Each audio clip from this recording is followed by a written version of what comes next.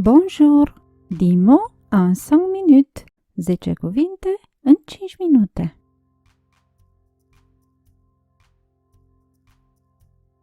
Ouvrir, ouvert, ouverte. Ouvrir, ouvert, ouverte. A deschide, deschis, deschisă. Cette porte est ouverte. Cette porte est ouverte. Această ușă este deschisă. Cette porte est ouverte. Fermé, fermé. Fermé, fermé. A închide, închis, închisă. La fenêtre est fermée. La fenêtre est fermée. Fereastra este închisă.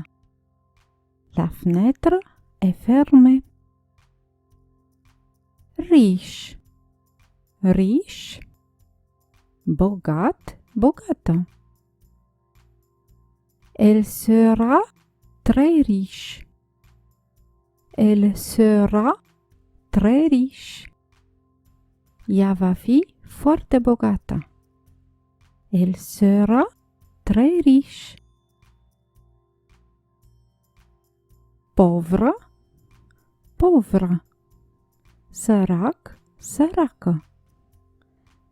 Elle n'a plus d'argent. Elle est pauvre. Elle n'a plus d'argent.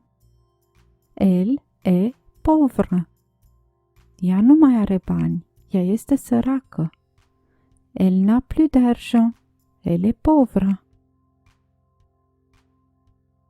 Fatigué, fatigué. Obosit, obosită. Elle est toujours fatiguée. Elle est toujours fatiguée. Ea este mereu obosită. Elle est toujours fatiguée. Reposer, reposer. Odihnit, odihnită. Aujourd'hui, elle est reposée. Aujourd'hui, elle est reposée. Astăzi, ea este odihnită. Aujourd'hui, elle est reposée.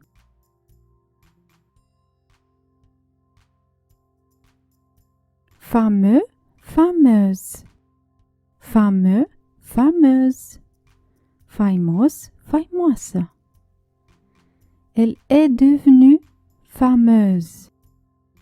Elle est devenue fameuse. Ea a devenit faimoasă. Elle est devenue fameuse.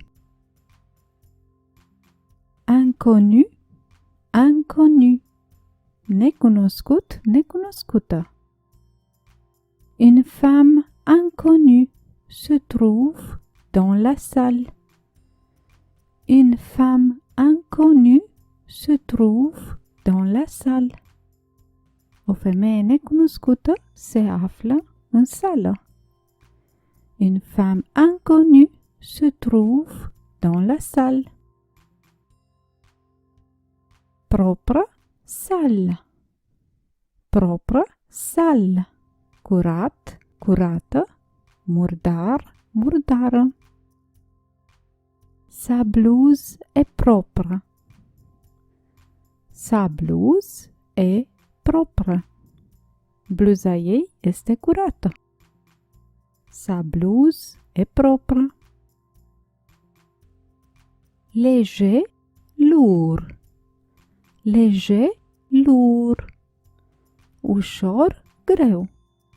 Le melon est trop lourd. Le melon est trop lourd. Pepenele este prea greu. Le melon est trop lourd.